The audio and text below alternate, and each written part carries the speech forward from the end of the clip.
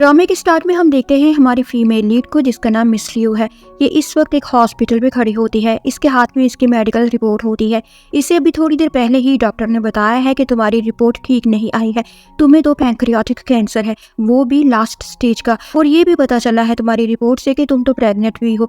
तो प्रेगनेंसी की हालत में तुम्हारी ट्रीटमेंट ठीक तरह से नहीं होगी, इसलिए तुम्हें चाहिए कि तुम अबॉर्शन करवा लो, फिर ही तुम्हारा इलाज पॉसिबल हो सकेगा। लेकिन ये अबॉर्शन करवाने के लिए नहीं मानती है। वो कहती है कि मैं जीऊँ या मरूँ, लेकिन मैं अपने बेबी को कभी भी अपने इलाज के लिए सेक्रीफाइस नहीं करूँगी। और फिर से इसको खांसी होती है, इसके हाथ पर ब्लड गिरता है। ये देखकर ये तो परेशान ही हो जाती है कि मुझे कैंसर हो गया है और मैं मरने वाली हूँ। लेकिन इस बात की ज़्यादा खुशी होती है कि मैं प्रेग्नेंट भी हूँ। और वो अपने हस्बैंड का नाम लेकर कहती है कि मिस्टर शिन, मैं तुम्हारे बच्चे की माँ बनने वाली हूँ, ये हम दोनों का बेबी है और चाहे जो मर्जी हो जाए मैं इसे लाजमी पैदा करूँगी। लेकिन मैं कितनी बदनसीब हूँ कि मैं अपने बच्चे को बड़ा होता हुआ ना देख सकूँगी। फिर ये अपने घर आ जाती है। सामने ही इसके हस्बैंड की एक्स गर्लफ्रेंड आई हुई होती है। इसका नाम लिन होता है। ये लू को कहती है कि अब मैं वापस आ गई हूँ, तो अब तुम्हारी यहाँ पर रहने की कोई ज़रूरत नहीं है, तुम यहाँ से जा सकती हो।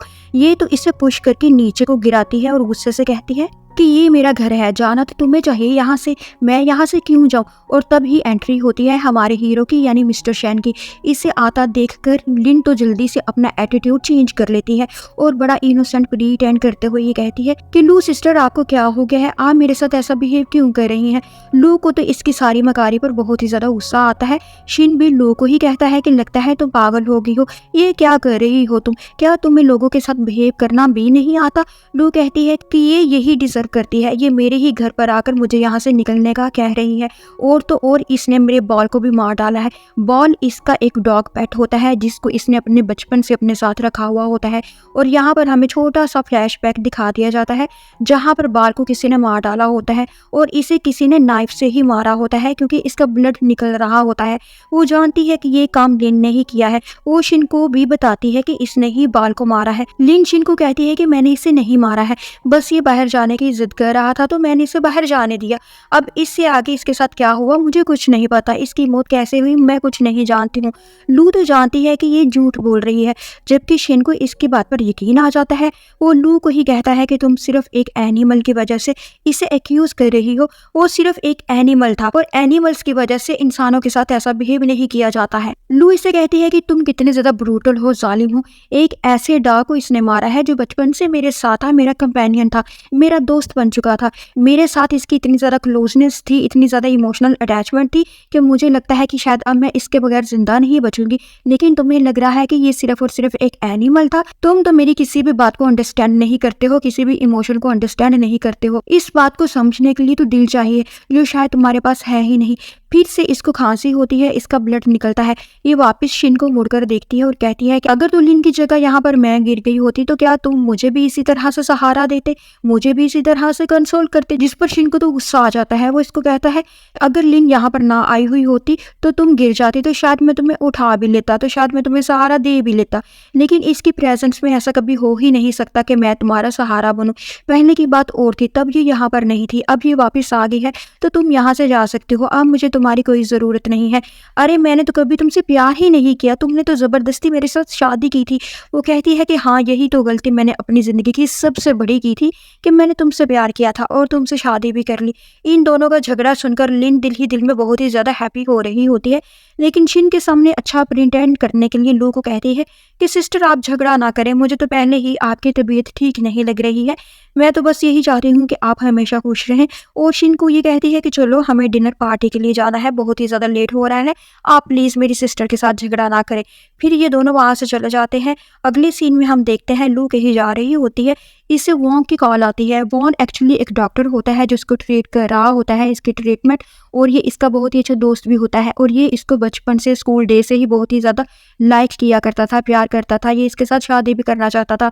लेकिन जब लू ने मिस्टर शैन को पसंद किया और इससे शादी कर ली तो इसने अपने इमोशंस को कंट्रोल कर लिया। लेकिन इसने आज तक शादी किसी के साथ नहीं की हुई होती। ये लू को कॉल करके कहता है कि मुझे पता चला है कि तुम्हारी रिपोर्ट्स में कैंसर डायग्नोस हुआ है और तुमने ये बात मुझसे अभी तक छुपाई हुई है। ये बैंक को कहती है कि मैं बिल्कुल ठीक हूँ, तुम्हें परेशान होने की, वरीड होने की कोई ज़रूरत नहीं है। जिस पर वो कहता है कि ये परेशान होने वाली बात क्यों नहीं है, तुम्हारा कैंसर तो लास्ट स्टेज पर है, तुम्हें ट्रीटमेंट करवाने पर ध्यान देना चाहिए, तुम्हें डॉक्टर की बात भी मान लेनी चाहिए, बच्चे को अबॉर्शन करवा लेना चाहिए। जिस पर वो कहती है कि मैं ये काम कभी नहीं कर सकती हूँ, अपने बच्चे को मैं कुछ नहीं होने दूंगी। वहाँ कहता है कि ठीक है, फिर दूसरे भी ऑप्शन अवेलेबल है, जैसे कि तुम मेडिसिन को यूज करते हुए बच्चे को वक्त से पहले पैदा कर सकती हो, और बच्चा पैदा हो जाने के बाद तुम जल्दी फ्री होकर अपने इलाज पर फोकस भी कर सकती हो। ये कहती है कि ये तो हो सकता है, लेकिन प्री मेच्योर बच्चे बहुत ही ज्यादा कमजोर होते हैं, मैं ये रिस्क नहीं ले सकती हूँ, मैं ऐसा कभी भी नहीं करूंगी। लू के लिए इसका होने वाला बेबी बहुत ही ज्यादा प्रायोरिटी रखता है। फिर ये कॉल को ड्रॉप कर देती है, तभी इसे लिन की कॉल आती है। लिन इसे कहती है कि तुम्हें फलां फलां जगह पर अभी के अभी पहुंचना होगा। लिन को कहती है कि क्यों, मैं यहाँ पर क्यों आऊँ, ये तुम्हारी अब कौन सी नई चाल है। लिन कहती है कि मैं तुम्हें कुछ दिखाना चाहती हूँ, और अगर तुम नहीं आओगी तो तुम सारी जिंदगी रिग्रेट करती रहोगी, पछताती रहोगी। लू को भी क्यूरियोसिटी होने लगती है कि पता नहीं ये क्या मुझे दिखाना चाहती है, और ये आउट ऑफ क्यूरियोसिटी इससे मिलने के लिए जहाँ पर ये बुलाती है चली ही जाती है। ये एक होटल होता है। इस होटल में एक कमरे में लिन ने लू को बुलाया होता है। वो जैसे ही इस कमरे में आती है, वहाँ पर एक लड़का भी पहले से ही मौजूद होता है। ये काफी ज्यादा ड्रंक लग रहा होता है। ये लू को पकड़कर बेड पर फेंकता है, और ये असल में लिन का बॉयफ्रेंड भी होता है, और इसके साथ ये फिजिकल होने लगता है। लू तो इसको रोकने की काफी ज्यादा कोशिश करती है, बट ये आदमी तो इसको भागने ही नहीं दे रहा होता। तभी बाहर लिन भी आ जाती है। इसे किसी की कॉल आती है और इसको पता चलता है कि लू तो प्रेग्नेंट भी है। ये कहती है कि अब मैं पहले इसके बच्चे की जान लूंगी, फिर इसकी जान लूंगी। शिन का बच्चा सिर्फ और सिर्फ मेरी कोख से ही पैदा होगा। इतनी देर में लू भी भागते हुए बाहर निकलती है। इसके कपड़े फट चुके हुए होते हैं। ये लिन को कहती है कि अच्छा, तो ये सब वो था जो तुमने प्लान किया था, जो तुम मुझे दिखाना चाहती थी, और आउट ऑफ क्यूरियोसिटी मैं यहाँ पर आ गई कि पता नहीं तुम मुझे क्या दिखाना चाहती हो, और यही मेरी मिस्टेक थी। सबसे बड़ी गलती मैंने मिस्टर शिन के साथ शादी करके की थी, और दूसरी गलती मैंने ये की है कि मैंने तुम पर एतबार किया, इसलिए तुमने मुझे बुलाया था कि तुम यहाँ पर बुलाकर मेरा रेप करवा सको। लिन इसका मजाक उड़ाते हुए कहते हैं कि तुम इसी के काबिल तो हो, तुम यही तो डिजर्व करती हो। तुम्हें क्या लगा था कि मैं तुम्हें कोई बहुत ही अच्छा सा सरप्राइज दूंगी? मैं तो तुम्हें बार बार तुम्हारी औकात दिखाना चाहती हूँ, और कुछ भी नहीं। तुम्हें बोला भी था कि तुम मेरी और शिन की जिंदगी से चले जाओ, लेकिन तुम नहीं मानी। अब देखो मैं तुम्हारे साथ क्या क्या करती जाती हूँ। अभी शिन यहाँ पर आ जाएगा, और मैं इसे बताऊंगी कि तुम किसी और के साथ होटल में फिजिकल हो रही थी। ये सब कहकर ये इसे सीढ़ियों से नीचे धक्का भी दे देती है। लू का तो ब्लड निकलना शुरू हो जाता है, इसकी ब्लीडिंग शुरू हो जाती है, और ये वहीं पर बेहोश हो जाती है। लिन भी वहां से फिर चले जाती है, और लू वहां पर काफी देर ऐसे ही बेहोश पड़ी रहती है। इसका बच्चा भी जाया हो जाता है, मिसकैरेज हो जाता है। काफी देर के बाद मेड सफाई करते करते इस साइड को आती है, तो इसे देखकर जल्दी से भागकर इसके पास आती है और इसको हॉस्पिटल पहुंचा देती है। हॉस्पिटल में जब इसको होश आता है तो इसको पता चलता है कि इसका बेबी तो अब नहीं रहा। ये रोने लग जाती है। इसे इस बात पर बहुत ही ज्यादा दुख पहुंचता है। इसकी लाइफ की सबसे बड़ी खुशी, सबसे बड़ा सहारा और होप इसका बच्चा ही तो था। ये तो अपने बच्चे को बचाने के लिए, इसे पैदा करने के लिए, खुद को मौत के मुंह में भी जाने के लिए तैयार थी, लेकिन अब लिन ने तो इसके बच्चे की भी जान ले ली हुई होती है।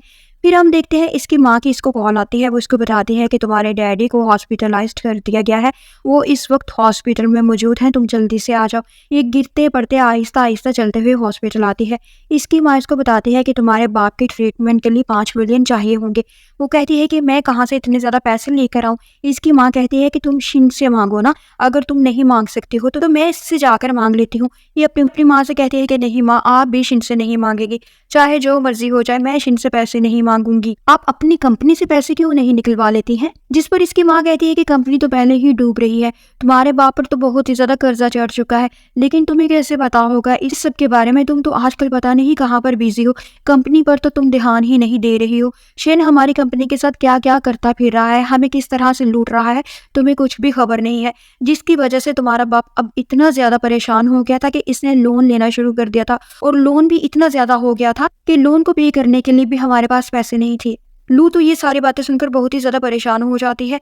अगले दिन वो अपने डैड की कंपनी के लिए मैनेजर को कॉल करके घर पर बुलाती है ताकि ये इससे बिजनेस को डिस्कस कर सके। ये इसे कॉल करके घर पर आने को इसलिए कहती है। वो कहती है कि मेरी तबीयत ठीक नहीं है, अदरवाइज मैं तुमसे घर से बाहर नहीं मिलती, इसलिए अब तुम घर पर ही आ जाओ, सारे बिजनेस मैटर को हम यहीं पर डिस्कस कर लेते हैं। फिर ये पानी ड्रिंक करने लगती है तो इसके मुंह से फिर से ब्लड निकलता है। ये अपने दिल में खुद से ही बात करते हुए कहती है कि लगता है मेरे मरने के दिन करीब आ रहे हैं। फिर अगले सीन में हम देखते हैं मैनेजर आ जाता है और इसको बताता है कि आपकी कंपनी पर जितना भी लोन चढ़ा हुआ है ये सिर्फ और सिर्फ मिस्टर शेन की वजह से हुआ है। वो आपकी कंपनी को हर तरह से नुकसान पहुंचाने की कोशिश कर रहा है, और अगर ऐसे ही चलता रहा तो बहुत ही जल्दी आपकी कंपनी पूरी तरह से दिवालिया हो जाएगी, आप बर्बाद हो जाएंगे। आप बर्बाद हो जाएंगे, बैंक करप्ट हो जाएंगे। लू सोचती है कि लगता है शेन हमें पूरी तरह से बर्बाद करके ही छोड़ेगा। ये बातें कर ही रहे होते हैं कि तभी वहां पर मिस्टर शेन भी आ जाता है। ये तो इस आदमी पर काफी ज्यादा गुस्सा होता है, इसके साथ बदतमीजी करने लगता है कि तुम कौन हो, मेरी एब्सेंस में मेरी वाइफ के पास तुम क्यों आए हो। कहने लगता है कि तुम कौन हो, मेरी एब्सेंस में मेरी वाइफ के पास तुम क्यों आए हो।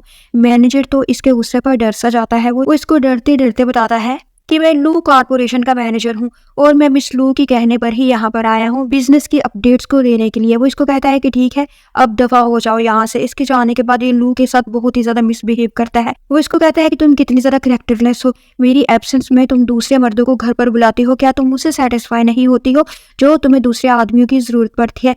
वो इसे कहती है कि तुम मुझे लिन की तरह समझते हो क्या, ये सब तो वो करती है, मैं नहीं करती हूँ। ये तो इस बात पर इसको बालों से पकड़ लेता है। वो इसको कहती है कि मुझे तुमसे डाइवोर्स चाहिए। जब तुम मुझ पर इतना ज्यादा शक करते हो, डाउट करते हो, तो तुम्हें चाहिए कि तुम मुझे छोड़ दो और मैं तुमसे डाइवोर्स चाहती हूँ। वो इसको बालों से पकड़ कर कहता है कि तुम्हारी इतनी जरूरत कि तुम मुझसे डाइवोर्स मांगो। तुम्हारा जब दिल करेगा तो तुम मेरी जिंदगी में आओगी और जब तुम्हारा दिल करेगा तो तुम्हें मैं अपनी जिंदगी से जाने दूंगा।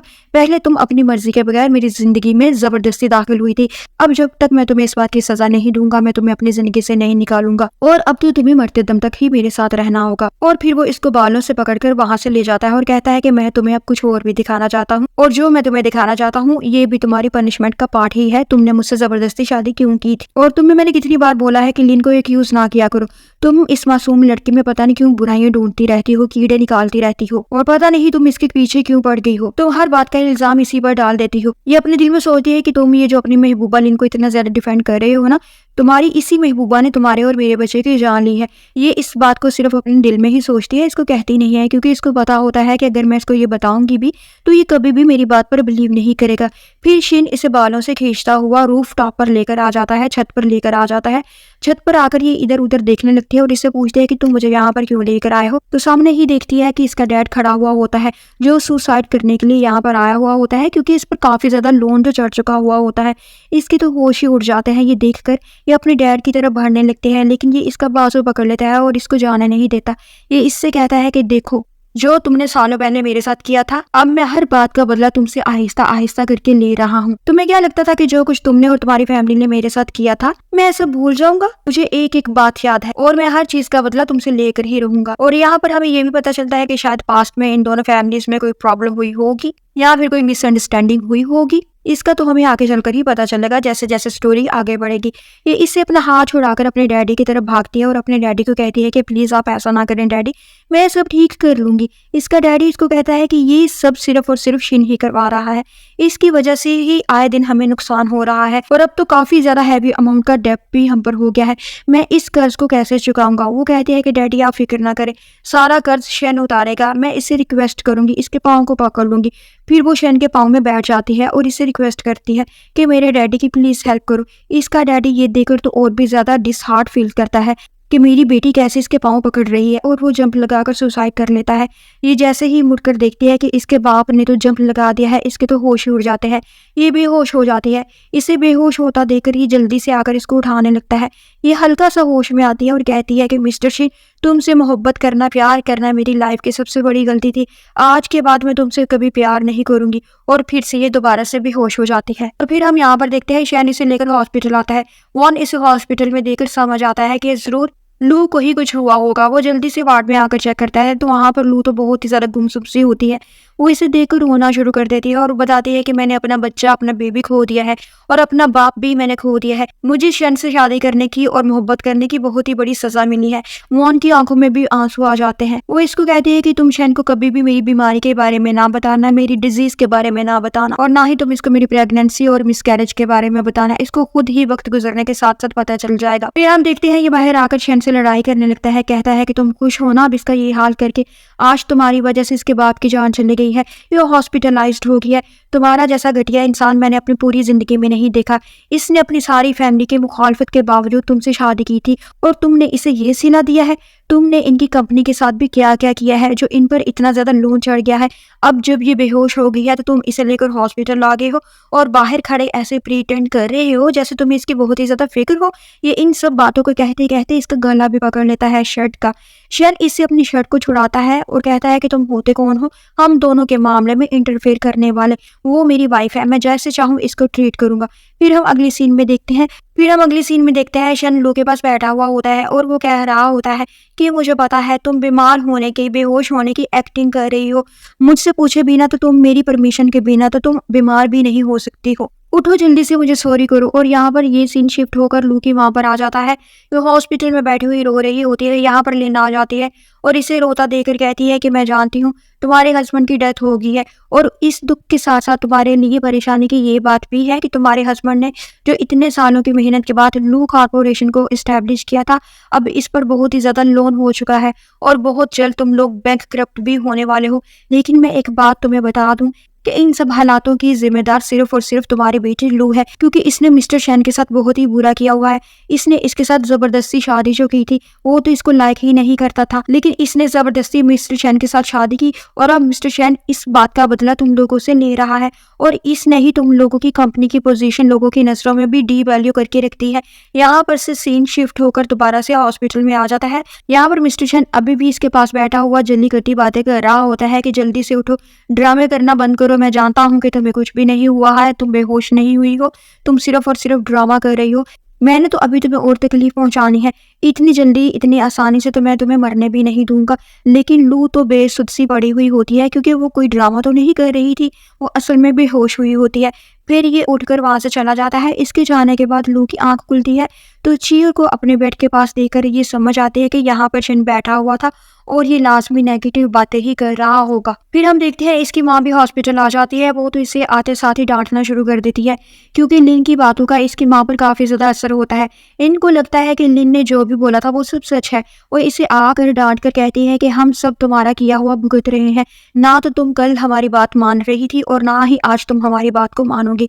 तुम जाकर मिस्टर शन से माफी मांगो, अगर वो तुम्हें दिल से माफ कर देगा तो हमारा पीछा भी वो छोड़ देगा। ये तो इनकार कर देती है, कहती है कि चाहे जो मर्जी हो जाए मैं इससे कभी भी माफी नहीं मांगूंगी। माफी तो इसे मुझसे मांगनी चाहिए, इसने मेरे साथ जो किया है वो गलत है, मैंने इसके साथ कुछ भी गलत नहीं किया है, इसको मुझसे माफी मांगनी चाहिए। मैं भला क्यों माफी मांगू। इतनी देर में डॉक्टर वान भी कमरे में आ जाता है और इसकी माँ को कहता है कि क्या आपको पता नहीं है कि लू की तबीयत तो पहले ही ठीक नहीं है और आप इसको मजीद परेशान कर रही हैं। जिस पर इसकी माँ कहती है कि तुम होते कौन हो, बेटी में और माँ में इंटरफेयर करने वाले, हमारे मामले से दूर रहो। और ये फिर से लू को कहती है कि तुम जाकर माफी मांगो, वरना मैं जाकर तुम्हारी तरफ से माफी मांग लेती हूँ और मैं खुद को डिग्रेड कर लेती हूँ। तुम अपनी इज्जत को बचा कर रखो, अपनी सेल्फ रिस्पेक्ट को महफूज रखो, मैं जाकर माफी मांग लेती हूँ। और ये तो सच में जाने भी लगती है। लू इनको रोककर कहती है कि ठीक है, मैं जाकर इससे माफी मांग लूंगी, आप ना जाए। एक बार फिर से मैं इसको सॉरी कर लेती हूँ। मैंने पहले भी इसको सॉरी बोला था, जिस दिन मेरे डैड ने सुसाइड की कोशिश की थी उस दिन भी मैं इसके पैरों में बैठ गई थी। अब फिर से मैं इसकी मिन्नत कर लूंगी, मेरी तो कोई सेल्फ रिस्पेक्ट नहीं है। वॉन कहता है कि तुम्हारी तो तबीयत भी ठीक नहीं है। ये कहती है कि कोई बात नहीं, मैं इतने भी बीमार नहीं हूँ, ना तो अब मेरा बेबी जिंदा है और ना ही मेरा डैडी जिंदा है, तो मुझे अपनी जिंदगी की, तबीयत की, हेल्थ की भला क्या परवाह होगी। मैं मिस्टर शेन से अपनी माँ के कहने पर जाकर दोबारा से माफी मांग ही लूंगी। मिस्टर वान तो कमरे से बाहर चला जाता है क्योंकि इसको इसकी बात पर काफी ज्यादा गुस्सा भी होता है और दुख भी होता है। ये एक्चुअली इससे सच्ची मोहब्बत करता है और ये बर्दाश्त नहीं कर सकता कि लोग इसको इस तरह से ट्रीट करें और इसलिए ये कमरे से बाहर चला भी जाता है। इसकी माँ इसको कहती है कि तुम हुलिया तो थोड़ा सा ठीक करो, फिर मिस्टर शन के पास जाना, मैं तुम्हारे लिए खुद कपड़े निकालती हूँ। फिर हम देखते हैं मिस्टर शन को इसका असिस्टेंट आकर बताता है कि लू की माँ लू के साथ मिलकर आपकी कंपनी में आई हुई है। इसे तो बहुत ही ज्यादा गुस्सा आता है कि इन माँ बेटी की इतनी ज्यादा जरूरत कैसे हुई कि ये दोनों यहाँ पर आ जाए। ये अपने सेक्रेटरी को कहता है कि तुम जाओ और जाकर इनको यहाँ से भगा दो। इसका सेक्रेटरी आता है और वो लू को कहता है कि तुम्हें यहाँ से चले जाना चाहिए क्योंकि मिस्टर शन तुमसे कोई भी बात नहीं करना चाहते हैं। तुम्हारा जो भी कोई मसला है तुम खुद ही इसे डील करो और घर पर जाओ। और वैसे भी अब तो मिस लिन वापस आ गई हैं और बहुत ही जल्द अब इन दोनों की शादी भी होने वाली है। और मिस्टर शिन के सब फैमिली मेंबर्स इन दोनों की शादी को लेकर बहुत ही ज़्यादा खुश हैं, एक्साइटेड है। तुम्हें भी चाहिए तुम जितनी जल्दी हो अब मिस्टर शिन से डाइवोर्स ले लो। वो कहती है कि डाइवोर्स तो मैं ले ही लूँगी, लेकिन अभी जो बात मैं करने के लिए आई हूँ वो बहुत ही ज़्यादा इंपॉर्टेंट है। इतने में मिस्टर शिन भी अंदर आ जाता है। ये तो पहले से ही लू की माँ से फ़ोन पर बात कर रहा होता है, फ़ोन का स्पीकर भी ऑन होता है। इतने में मिस्टर शन भी अंदर आ जाता है। ये तो पहले से ही लू की माँ से फोन पर बात कर रहा होता है, फोन का स्पीकर भी ऑन होता है। इसकी माँ लू को कहती है कि तुम अभी के अभी मिस्टर शन से माफी मांगो, और अगर तुमने इससे माफी ना मांगी तो मैं तुम्हें अपनी बेटी ही नहीं मानूंगी। मिस्टर शन तो और भी ज्यादा हैप्पी फील करता है कि अब तो इसकी माँ भी अपनी बेटी को जबरदस्ती मुझसे माफी मांगने पर मजबूर कर रही है।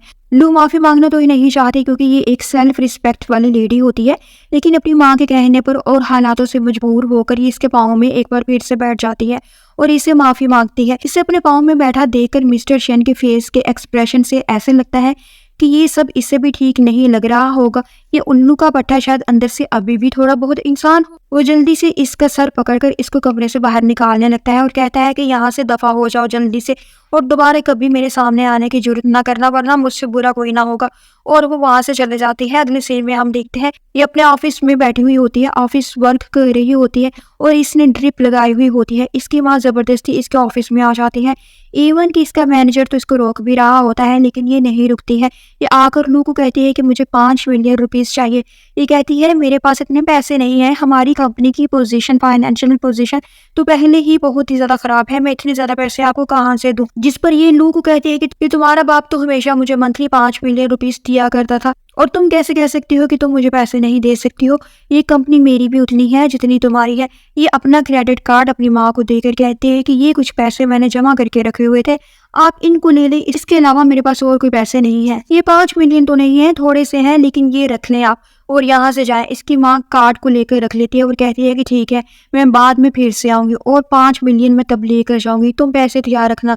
फिर इसके जाने के बाद मिस्टर वॉन इससे मिलने के लिए आ जाता है और इसकी ड्रिप को देकर कहता है कि ये इस तरह से तुम अपना ख्याल रख रही हो तो मैं अपनी ज़रा सी भी फिक्र नहीं है। वो कहती है कि मुझे कुछ नहीं हुआ है, मैं बिल्कुल ठीक हूँ, और अगर मैं आप इसका काम ना करूँगी तो जो स्टेटस, जो फिलहाल सिचुएशन हमारी कंपनी की है, बहुत ही जल्द हम बैंकरप्ट हो जाएंगे, तो मुझे मजबूरी है कि मैं काम करूँ। वो इसको कहता है कि तुम्हारा कैंसर लास्ट स्टेज पर है, तुम्हें अभी भी अपनी कंपनी की फिक्र पड़ी हुई है, कंपनी जाए भाड़ में, तुम्हें सिर्फ और सिर्फ खुद पर, अपनी सेहत पर ध्यान देना चाहिए, और तुम्हें चाहिए कि तुम इससे डाइवोर्स ले लो और मैं तुम्हारे साथ इस कंट्री से दूर तुम्हें कहीं पर लेकर चला जाता हूँ, वहां पर जाकर मैं तुम्हारा ट्रीटमेंट भी करवाऊंगा। तुम अभी बहुत ही ज्यादा यंग हो, जवान हो, अपनी जिंदगी के बारे में सोच सकती हो। वो इसके लिए कुछ कैप्सूल्स भी लेकर आया हुआ होता है, मेडिसिन, और कहता है कि इन मेडिसिन को तुम टाइम पर लेना स्टार्ट कर दो और मेरी बातों पर भी गौर करना, मेरे साथ तुम अपनी लाइफ स्टार्ट कर सकती हो दोबारा से, मैं आज भी तुमसे बहुत ही ज्यादा प्यार करता हूँ। वो इसको कहती है कि अब मेरे पास तो जिंदगी ही नहीं रही, तो मैं स्टार्ट कहाँ से करूँ, और वैसे भी अब मैं जी कर क्या करूँगी, मेरा बच्चा नहीं रहा, मेरा हस्बैंड अपनी गर्लफ्रेंड के साथ दोबारा से रह रहा है, और मैं तो वैसे भी कैंसर की लास्ट स्टेज पर हूँ, और मैं तुम्हारी लाइफ को भी डिस्टर्ब नहीं करना चाहती हूँ। तुम जितना मेरा ख्याल रखते हो ना, मैं इसके लिए बहुत ही ज्यादा एहसानमंद हूँ। अब मुझे मजीद तुमसे कोई भी फेवर नहीं चाहिए, अब मैं ये भी चाहती हूँ कि तुम भी अपनी लाइफ में सेटल हो जाओ और मुझे भूल जाओ। फिर हम अगले सीन में देखते हैं, यहाँ पर मिस्टर शेन और लिन आपस में काफी ज्यादा क्लोज चिपक कर बैठे हुए होते हैं। लिन इसको कहती है कि अब तो मैं वापस भी आ गई हूँ, तो फिर भी अभी तक तुमने लू को डाइवोर्स क्यों नहीं दी है? कितने दिन हो गए हैं मुझे वापस आए हुए, अब तक तो तुम्हें डाइवोर्स दे देनी चाहिए थी। जिस पर शिन इसको कहता है कि डाइवोर्स कुछ दिन तक मैं इसको दे ही दूंगा, बस तुम थोड़ा सा वेट करो। जिस पर लिन कहती है कि मैं और कितना वेट करूं, मैं इतने सालों से वेट ही तो कर रही हूँ, अब मुझसे और इंतजार नहीं होता है, जितनी जल्दी हो तुम इसे डाइवोर्स दे दो और हम दोनों फिर शादी करें। इसकी इस बात पर मिस्टर शिन को तो बहुत ही ज्यादा गुस्सा आता है। उसको कहता है कि तुमसे एक बार मैंने बोल दिया ना कि तुम वेट करो तो वेट करो, और गुस्से से वो वहां से चला जाता है। इसकी इस बात पर, इसके इस तरह से बात करने के तरीके पर लिन को बहुत ही ज्यादा गुस्सा आता है और ये सोचती है कि मिस्टर शेन ने मेरे साथ इस तरह से बात सिर्फ और सिर्फ लू की वजह से की है, तो अब तो मैं इसको नहीं छोड़ूंगी। और ये फिर से लू की माँ को कॉल करती है और इसे ये और भी लू के खिलाफ भड़काती है। ये कहती है कि उस दिन, जिस दिन आपके हस्बैंड ने सुसाइड की थी, अगर लू उस दिन चाहती तो आपके हस्बैंड की जान बच सकती थी, क्योंकि मिस्टर शेन ने इसको बोला था कि मुझसे माफी मांगो, मेरे पाँव में बैठकर मुझे सॉरी बोलो, और अगर तुम मुझे सॉरी बोलोगी तो मैं तुम्हारे बाप की कंपनी का सारा लोन खुद पे कर दूंगा। लेकिन इसने सॉरी नहीं की थी, इसने बहुत ही ज्यादा ईगो दिखाई थी, इसलिए आपके हस्बैंड ने सुसाइड कर ली थी। ये साफ साफ झूठ बोल रही होती है, क्योंकि लू ने तो माफी मांगी थी, वो तो इसके पैरों में बैठ भी गई थी और इसने मिस्टर शू को सॉरी भी बोल दिया था। एनीवेज ये इस तरह से झूठ बोलकर लू की माँ को इसके खिलाफ कर देती है। फिर हम देखते हैं इसकी माँ फिर से इसके ऑफिस आ जाती है और दोबारा से पैसों की डिमांड करती है। ये कहती है कि मेरे पास तो जितने भी पैसे थे मैं तो आपको पहले ही दे चुकी हूँ, अब मेरे पास मजीद पैसे नहीं है। इसका मैनेजर भी इसकी माँ को यही कहता है कि हमारी कंपनी की कंडीशन ठीक नहीं है, पोजीशन ठीक नहीं है, स्टेटस जो भी है, और आप अपनी बेटी पर दबाव डाल रही है। ये तो इसे ये कहकर चुप करवा देती है कि तुम मुलाजिम हो, हमारे बीच में इंटरफेयर ना करो। और ये अपनी बेटी को ये भी कहती है कि तुम तो अपने बाप के मर्डरर हो, कातिल हो, तुम ये डिजर्व ही नहीं करती हो कि तुम इस कंपनी में इस सीट पर बैठो, निकलो यहाँ से और ये कंपनी मुझे हैंड ओवर कर दो। वो कहती है कि ठीक है, मैं ये कंपनी आपको कुछ दिनों तक दे देती हूँ, क्योंकि कुछ फॉर्मेलिटीज हैं डॉक्यूमेंट्स की, वो जैसे ही मैं पूरा कर लेती हूँ मैं आपको दे देती हूँ, हैंड ओवर कर देती हूँ। इसकी माँ कहती है कि ठीक है, मैं दोबारा कुछ दिनों तक आती हूँ और सारे पेपर्स में साथ ही लेकर आऊंगी और ये कंपनी अपने नाम करवा लूंगी। इनके जाने के बाद ये सोचती है कि अब तो वैसे भी मेरे पास काफी कम टाइम बचा है और काफी दिन से मैंने कंपनी की प्रॉब्लम्स को दिन रात करके सॉल्व करने की कोशिश भी की है,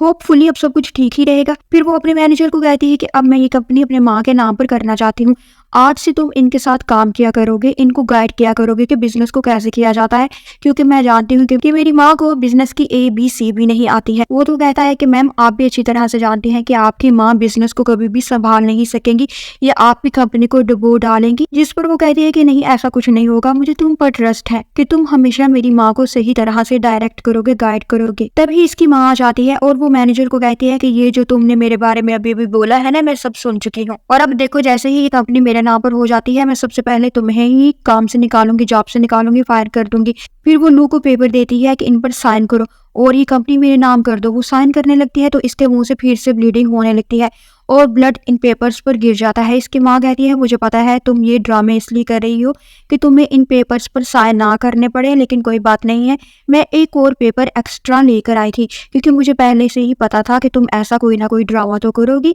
जिसे तुम्हें साइन ना करने पड़े और कंपनी मेरे नाम ना करने पड़े।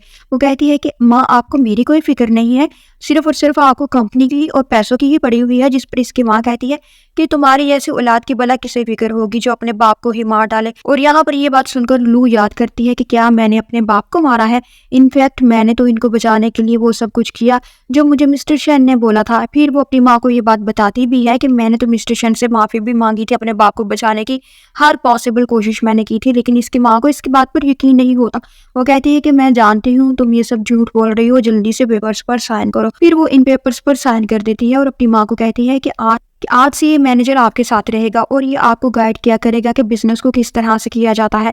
वो कहती है कि मैं तो इसे अपने साथ कभी नहीं रखूंगी क्योंकि मुझे पता है कि ये मेरी जासूसी करने के लिए तुम अपॉइंट कर रही हो। अब ये मेरी कंपनी है और मैं जो चाहूंगी वही होगा, मैं जिसको रखना चाहूंगी उसको रखूंगी, जिसको निकालना चाहूंगी उसको निकालूंगी। अगले सीन में हम देखते हैं ये अपने घर वापस आती है तो लिन इसका मजाक उड़ाने लगती है क्योंकि इसको तो पता चल चुका होता है कि अब तो इनकी कंपनी भी इसके हाथ से चली गई है, वो इसकी माँ के नाम पर होगी है। वो इसको कहती है कि तुम्हें देखकर आज मुझे बहुत ही ज्यादा दुख हो रहा है, पहले तुम्हारा डॉग मरा, फिर तुम्हारा बेबी मरा, फिर तुम्हारा बाप मरा और अब तो तुम्हारे हाथ से तुम्हारी कंपनी भी गई और तुम कितनी ज्यादा अनलकी हो, तुम तो मनहूस हो। वो इस बात पर बहुत ही ज्यादा गुस्सा होती है और कहती है कि ये सब तुम्हारी वजह से ही हुआ है, ये सब तुमने ही किया है मेरे साथ, तुमने ही मेरे डॉग को भी मारा, मेरे बेबी को भी मारा, मेरे डैड की कातिल भी तुम हो और आज जो कुछ हुआ है इसकी जिम्मेदार भी, रिस्पॉन्सिबल भी तुम ही हो। वो इसको मारने लगती है, ये इसका हाथ पकड़ लेती है और ये कहती है कि हाँ ये सब कुछ मैंने ही किया है, मैंने ही सबका मर्डर किया है, सिर्फ इसलिए कि मैं तुम्हें रोता हुआ देख सकूं। तुम जितना रोती हो ना मुझे उतना ही ज्यादा अच्छा लगता है, सुकून मिलता है। फिर मिस्टर शेन को आता देखकर ये जानबूझकर गिर पड़ती है और ऐसे प्रिटेंड करती है कि इसे लू ने धक्का देकर गिराया हो। मिस्टर शेन आकर फिर से इसको उठाता है और लू को ही वो मिसअंडरस्टैंड करते हुए दोबारा से इसी को बुरा भला कहने लगता है कि तुम दूसरों को हर्ट करने से कभी बाज नहीं आ सकती हो, सालों पहले तुमने मुझे हर्ट किया था और अब आज तुम अपना सारा गुस्सा इस पर निकाल रही हो और मैं वापस आकर तुम्हारा दिमाग ठीक करता हूँ। फिर ये लिन को लेकर हॉस्पिटल आ जाता है। गिरने से इसको छोटी मोटी सी इंजरी, बोन इंजरी हुई होती है। ये इसको कहती है कि मुझे घर ले चलो, मुझे हॉस्पिटल की एनवायरनमेंट सूट नहीं करती है। ये कहता है कि हॉस्पिटल ठीक है ना तुम्हारे लिए, क्योंकि यहाँ पर तुम्हारा ख्याल रखने के लिए काफी ज्यादा नर्सेज मौजूद है, जबकि घर में तुम्हारा ख्याल कौन रखेगा। वो कहती है कि घर पर मेरी सिस्टर मेरा ख्याल रखेगी। ये लू की बात कर रही होती है। ये कहती है वो चाहे मुझसे जितना मर्जी झगड़ा करे, मैं जानती हूँ ना कि वो मुझसे बहुत ही ज्यादा प्यार करती है और ये मेरा बहुत ही ज्यादा ख्याल भी रखेगी। एक्चुअली ये भी इसकी एक चाल ही होती है। मिस्टर शिन कहता है कि ठीक है, जैसे तुम्हें ठीक लगता है मैं वैसे ही करूंगा। फिर हम देखते हैं वो लू को कहता है कि मैं चाहता हूँ कि तुम लिन का ख्याल रखो, क्योंकि तुम्हारी वजह से इसकी बोन टूटी है, तो अब तुम्हें ही इसका ख्याल रखना होगा, और अगर तुमने इनकार किया तो तुम्हारी खैर नहीं। मुझे अपनी बात मनवाने के दूसरे तरीके भी आते हैं। और ये कहकर वो वहां से चला जाता है। हॉस्पिटल से लिन को वापस लाने के लिए वो वहां से चला जाता है, और यहाँ पर इसको फिर से मुंह से ब्लीडिंग होने लगती है। फिर ये लिन को लेकर घर आ जाता है और लू को कहता है कि इससे आकर माफी मांगो।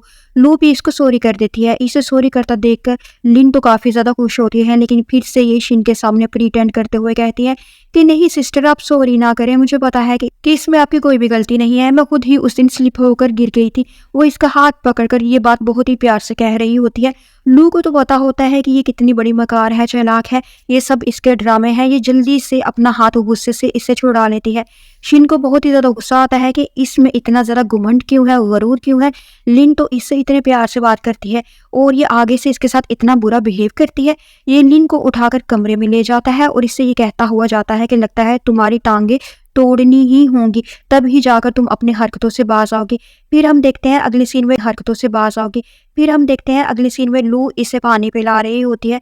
लिन पानी इसके फेस पर फेंक देती है और कहती है कि ये पानी पिलाने वाला काम तो तुम छोड़ो और जाकर मेरा टॉयलेट साफ करो, वही काम तुम्हें सूट करता है। ये आकर वॉशरूम साफ करने लगते हैं। लिन भी ड्रिंक हाथ में पकड़े इधर ही आ जाती है और इसे फिर से टीज करने लगती है कि तुम ये काम करते हुए कितनी ज्यादा अच्छी लग रही हो। अब मैं शन से भी बोलूंगी कि वो ये वॉशरूम साफ करने वाला काम तुमसे ही करवाया करे, क्योंकि तुम तो वॉशरूम साफ करने में काफी ज्यादा एक्सपर्ट लग रही हो। फिर वो अपना ड्रिंक इसके सर पर फेंक देती है और कहती है ओह मुझसे मिस्टेक हो गई है, मेरे हाथ से गिलास स्लिप हो गया और तुम पर ड्रिंक गिर गया है। जिस पर लू इसको कहती है कि तुम जो मर्जी कर लो, जिस तरह से चाहे अपना गुस्सा मुझ पर उतारने की कोशिश करती रहो, लेकिन जब तक मिस्टर शिन को कहकर तुम मुझे डाइवोर्स नहीं दिलवा देती हो, तब तक तुम ऐसे ही जलन की आग में जलती रहोगी। क्योंकि मैं जैसी भी हूँ, मैं हूँ तो इसकी वाइफ ना, और तुम जैसे भी हो तुम हो तो इसकी मिस्ट्रेस ना। वो ये कहकर वहां से चला जाती है और यहाँ पर लिन का दिल खराब सा होने लगता है। इसको चक्कर आता है और वॉमिटिंग फील होने लगती है और ये परेशान हो जाती है। अगली सीन में हम देखते हैं लू शीशे के सामने खड़ी होकर ये सोच रही होती है कि अगर मैंने शिन को ये बात बता भी दी कि मैं मरने वाली हूँ, तो ये कभी भी मेरी बात की परवाह नहीं करेगा। इनफैक्ट वो तो यकीन ही नहीं करेगा। सिर्फ और सिर्फ इसको लिन की बातों पर यकीन होता है, इसकी परवाह होती है। मैं चाहे जियो या मरूं, इससे इस बात से कोई भी फर्क नहीं पड़ता। और ये सब सोचकर ये और भी ज्यादा डाउन महसूस करती है, दुखी फील करती है। फिर हम देखते हैं लिन को इसकी डॉक्टर की कॉल आती है। वो इसको कंग्रेचुलेट करते हुए बताती है कि आप तो मां बनने वाली हैं, आप प्रेग्नेंट हैं। और ये सुनकर तो लिन तो बिल्कुल भी खुश नहीं होती है, बल्कि इसकी तो होश ही उड़ जाते हैं। ये सोचते हैं कि ये बच्चा किसका हो सकता है। ये पता नहीं कितने आदमियों के साथ बेड शेयर कर चुकी हुई होती है कि इसको पता ही नहीं होता कि ये किसका हो सकता है। फिर इसको याद आता है कि अभी रिसेंटली ही मैंने जिसके साथ बेड शेयर किया होगा ये उसी का बेबी है। तो इसकी परेशानी और भी बढ़ जाती है कि अगर मिस्टर शिन को पता चला कि मैं किसी और का बच्चा कैरी कर रही हूँ, तो वो तो मुझे यहाँ से निकाल देगा, मुझसे शादी भी नहीं करेगा और पता नहीं मेरे साथ वो क्या करे। रात को जब मिस्टर शिन घर वापस आता है तो ये इसको सेड्यूस करने लगती है। वो इसको कहता है कि लगता है तुमने बहुत ही ज्यादा ड्रिंक किया हुआ है, तुम होश में नहीं हो, खुद को कंट्रोल करो। और इसे पीछे करता हुआ वहां से चला जाता है और इसको इस बात पर बहुत ही ज्यादा गुस्सा आता है। एक्चुअली इसकी ये प्लानिंग होती है कि ये इसको सेड्यूस करेगी, इसके साथ ये बेड शेयर करेगी और कुछ दिनों के बाद ये इसको बता देगी कि मैं तुम्हारे बच्चे की मां बनने वाली हूँ और ये बच्चा तुम्हारा ही है, जिसकी वजह से इसकी ये प्रेगनेंसी वाली प्रॉब्लम सॉल्व हो जाएगी। लेकिन ऐसा नहीं होता, वो यहाँ से चला जाता है। और यहाँ पर हम देखते हैं लू को इसकी माँ की कॉल आती है। वो इसे जल्दी से ऑफिस बुलाती है। ये जाती है, इसकी माँ इसे काफ़ी ज़्यादा रूडली बात करते हुए कहती है कि यहाँ पर साइन करो, मुझे कुछ पेपर्स पर साइन चाहिए थे, जिसकी वजह से मैंने तुम्हें यहाँ पर बुलाया है। वो अपनी माँ की तरफ देखती है कि शायद इसकी माँ इससे प्यार से बात करे, इसका हाल पूछ ले, लेकिन इसकी माँ इससे बहुत ही ज़्यादा रूडली बात करते हुए कहती है कि ठीक है, अब तुम जा सकती हो। और ये बस अपनी माँ का बिहेवियर देखकर सैड होते हुए वहां से चले जाती है। इधर इसकी माँ जल्दी से लिन को कॉल करके कहती है कि आप तो मेरी बहुत ही अच्छी वेल विशर और दोस्त बन चुकी हैं। आपकी वजह से मैंने सारी प्रॉपर्टी भी अपने नाम पर करवा ली है और कंपनी भी आज मैंने अपने नाम पर करवा ली है। फिर ये लिन के साथ मिलकर लू के खिलाफ कुछ और भी करने के लिए प्लान कर रहे होते हैं और ये जल्दी से फिर से लू को कॉल करती है। लू अभी डाउनस्टेयर ही होती है। ये इसको कहती है कि मुझे तुम्हारे साथ रूडली बिहेव नहीं करना चाहिए था, तुम मेरी बेटी हो, बस मुझे कभी कभी तुम पर गुस्सा आ जाता है कि ना तुम सालों पहले मिस्टर शन के साथ शादी के लिए इंसिस्ट करती, जिद करती, और ना हमारी कंपनी की यह हालत होती और ना ही तुम्हारे डैडी की जान जाती। बस इसी वजह से मैं कभी कभी इरिटेट हो जाती हूँ और आउट ऑफ फ्रस्ट्रेशन में तुम पर गुस्सा निकाल देती हूँ, लेकिन मुझे तुम्हारी फिक्र भी तो होने लगती है। तुम ऐसा करो कि मैंने तुम्हारे लिए अभी अभी एक होटल में रूम बुक करवाया है, तुम वहाँ पर जाकर कुछ देर के लिए रेस्ट कर सकती हो। तुम्हारी तबीयत जो ठीक नहीं है। वो कहती है कि माँ कोई बात नहीं है, मैं ठीक हूँ, मुझे अब घर जाना है, काफ़ी देर पहले मैं घर से निकली थी। इसकी माँ इसको कहती है कि लगता है तुमने अभी तक अपनी माँ को माफ़ नहीं किया है, तुम अभी तक अपनी माँ से नाराज़ हो। मैंने तो तुमसे माफ़ी भी मांगी है और मैं और क्या कर सकती हूँ। अगर तुम मुझे खुश देखना चाहती हो तो होटल में जाओ और वहाँ पर जाकर आराम करो, घर बाद में चले जाना, घर में कौन सा तुम्हें कोई आराम करने देगा। लिन और शिन तो वैसे भी तुम्हारे साथ अच्छा बिहेव नहीं करते हैं, तो आराम क्या खाक करने देंगे तुम्हें। वो अपनी माँ की बातों पर थोड़ा सा कन्फेस हो ही जाती है और यहाँ पर लिन आकर शिन से माफ़ी मांगती है कि मुझे लगता है कि तुम अभी तक मुझसे नाराज़ हो, गुस्सा हो, मैंने रात को तुम्हें किस करने की जो कोशिश की थी। ये कहता है कि नहीं नहीं, मैं इस बात पर नाराज़ भला क्यों होगा, मैं तो बस ऑफिस काम करने की वजह से थोड़ा सा थक चुका हूँ, नाराज़ तो मैं बिल्कुल भी नहीं हूँ। वो कहती है कि अच्छा, तो मैं लू को कहती हूँ, वो तुम्हारे लिए कॉफ़ी बना देती है, तुम रिलैक्स फील करोगे। फिर वो कहती है कि मुझे तो याद आया, वो तो आज सुबह से घर ही नहीं आई है। मेरी एक दोस्त ने मुझे बताया था कि उसने लू को एक होटल में किसी आदमी के साथ देखा था। शिन को तो इस बात पर बहुत ही ज़्यादा गुस्सा आता है। वो कहता है कि इस बेहुदा लड़की की इतनी जुर्रत, आज तो मैं इसे जिंदा नहीं छोड़ूंगा। और यहाँ पर हम देखते हैं, यहाँ पर लू कमरे में आती है तो वही आदमी जिसके साथ लिन बेड शेयर कर चुकी हुई होती है, जो इसका बॉयफ्रेंड होता है, जिसने पहले भी लू के साथ बदतमीजी करने की, इसको फिजिकली अब्यूज करने की कोशिश की हुई होती है, ये अभी भी इसी रूम में होता है। वो कमरे में आकर इसका रेप दोबारा से करने की कोशिश करने लगता है। ऊपर से मिस्टर शेन आकर इसको हिट करता है और ये इसको कहता है कि इसमें मेरी क्या गलती, मुझे तो खुद इसने यहाँ पर बुलाया था। ये कहकर वो वहां से भाग जाता है और शिन लू को घसीटता हुआ वहां से ले जाता है और घर लाकर इसको बाथ टब के पास फेंक कर कहता है कि अब मैं तुम्हारा वो हाल करूंगा कि तुम ऐसा काम करने का दोबारा कभी सोच भी नहीं सकोगी। वो फिर से नढाल होकर वहीं पर बैठ जाती है। ये तो इससे बताने की काफी ज्यादा कोशिश करती है कि ये सब झूठ है, मैंने इसको नहीं बुलाया था, तुम मेरी बात पर यकीन क्यों नहीं करते हो। लेकिन वो तो इसकी बात पर यकीन नहीं करता और इसको वॉशरूम में कैप्टिव बनाकर चला जाता है और अपने आदमी से कहता है कि इस पर नजर रखो, ये कमरे से, वॉशरूम से बाहर एक कदम भी ना निकाल पाए। और यहाँ पर लू सोच रही होती है कि मैंने तुमसे प्यार क्यों किया, तुमसे शादी क्यों की।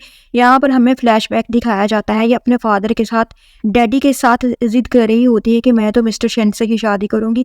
इसका डैडी इसको कहता है कि मिस्टर शन का डैडी इसे कहता है कि मिस्टर शेन से शादी करके तुम अपनी लाइफ को जहन्नम बना कर रख दोगी, क्योंकि एक तो ये बहुत ही ज़्यादा गुस्से का तेज है, पोलाइट तो बिल्कुल भी नहीं है, ऊपर से इनकी कंपनी तो इस वक्त लॉस में जा रही है, तो क्या तुम भूखा मरोगी कल को शादी करके इसके साथ।